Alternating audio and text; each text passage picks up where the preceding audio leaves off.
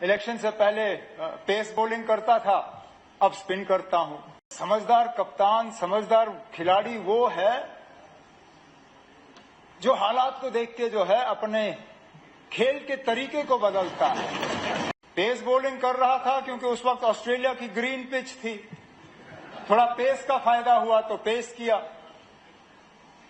अब बीसीसीआई के स्पिन वाले पिच पे खेल रहा हूं, अब स्पिन कर रहा हूं। मकसद यही है कि हम जीतें। एक रिवायत सी बन गई है। मैं अपनी तकरीर जो है किसी न किसी तरह मनकोटिया साहब की किसी बात से शुरू कर लेता हूं।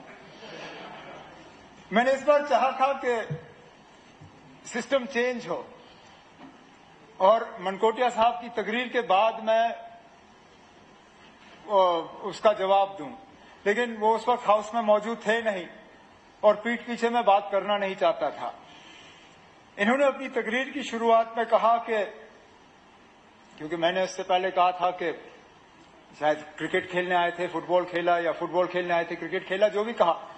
इन्होंने कहा कि मैं इलेक्शन से पहले पेस बॉलिंग करता था, अब स्पिन करता हूं। सही बात है ना, बिल्कुल, आपने बिल्कुल सही कहा। क्योंकि समझदार कप्तान, समझदार खिलाड़ी वो है जो हालात को देख के जो है अपने खेल के तरीके को बदलता है। मैंने गेम नहीं बदला, मैंने गेम नहीं बदला। मैं आज भी वही सफेद क्रिकेट के कपड़ों में हूं। पेस बॉलिंग कर रहा था क्योंकि उस वक्त ऑस्ट्रेलिया की ग्रीन पिच थी, थोड़ा पेस का फायदा हुआ तो पेस किया। अब बीसीसीआई के स्पिन वाले पिच पे खेल रहा हूं, अब स्पिन कर रहा हूं। मकसद यही है कि हम जीतें। गेम नहीं खेला ना, हम वो लोग नहीं हैं जो शुरुआत फुटबॉल से करें फिर खात्मा जो है किसी और खेल से करें। क्रिकेट खेलने के इरादे से आए हैं, ऊपर वाले की चाहत रही तो मैच जीत के ही यहां से 5 साल के बाद निकल जाएंगे। अब मेरी एक परेशानी ये बन गई है कि बात करूं तो किस अंदाज में करूं, क्योंकि अगर देखा जाए सियासी तकरीर मैंने एलजी साहब के खुतबे के डिस्कशन के बाद जो जवाब दिया, सियासी बातें मैंने उनमें की। बजट के हवाले से बात जो करनी थी वो बजट की तकरीर में की। अब तो वैसे मुझे सिर्फ ग्रांट्स पे बोलना था, लेकिन ऑपोजिशन बेंचेस के तरफ से कुछ ऐसी बातें आई, मुझे स्पीकर साहब ऐसा लगता है कि कोई भी मतलब तकरीर यहां तैयार करके आना फजूल है। कोई मकसद ही नहीं है, क्योंकि आखिरकार ज्यादातर इनकी बातें जो है 2-3 इशू पे ही आएंगी। एलओपी साहब की मैं तकरीर सुन रहा था, मुश्किल से एक आध चीज, वो भी ग्रांट्स के हवाले से नहीं, बजट के हवाले से, जिसका मैंने पहले ही जवाब दिया ना। मैं तय नहीं करता हूं कौन बोलता है ना। अब चलिए,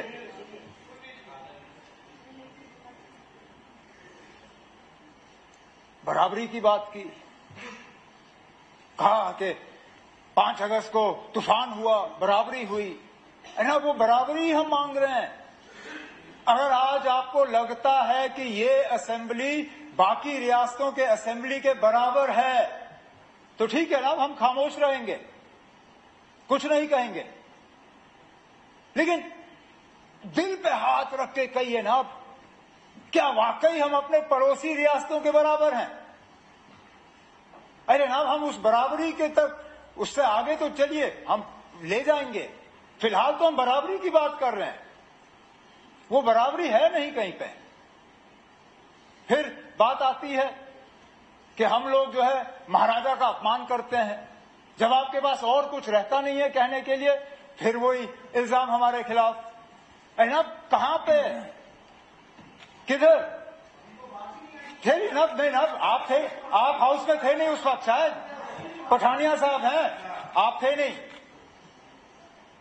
आपके बोलने से पहले 50 ऑनरेबल मेंबरों ने तकरीर की और एक भी तकरीर मैंने मिस नहीं की। आप मौजूद नहीं थे, मैं मौजूद था। पठानिया साहब ने लंबी तकरीर की महाराजा साहब के हवाले से। अब मैं कहां से जवाब शुरू करूं?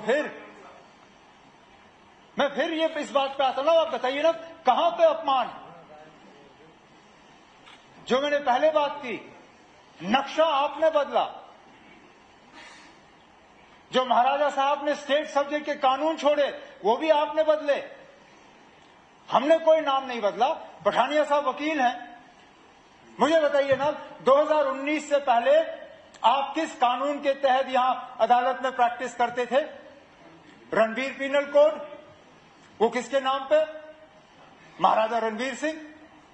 आज किस कानून के तहत आप प्रैक्टिस करते हो? नए कानून।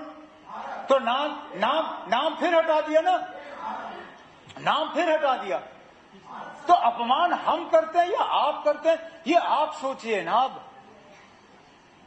लेकिन मैं फिर इस बात पे आता हूं, मेरा कोई इरादा नहीं था कि मैं इस चैप्टर को छेड़ूं, लेकिन जब बार बार आप हमारे खिलाफ ये इल्जाम लगाते हो तो कहीं ना कहीं इनका जवाब हमें देना ही पड़ेगा।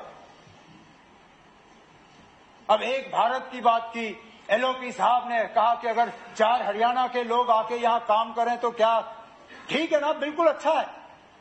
यही सबक आप जरा हमारे पड़ोसी रियासतों में दे दीजिए ना, हिमाचल में दे दीजिए।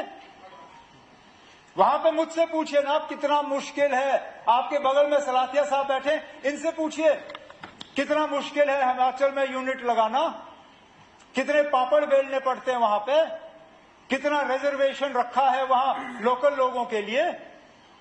हमारे यहां पैकेज का इस्तेमाल का 1% भी पाबंदी नहीं है नौकरी में रिजर्वेशन की।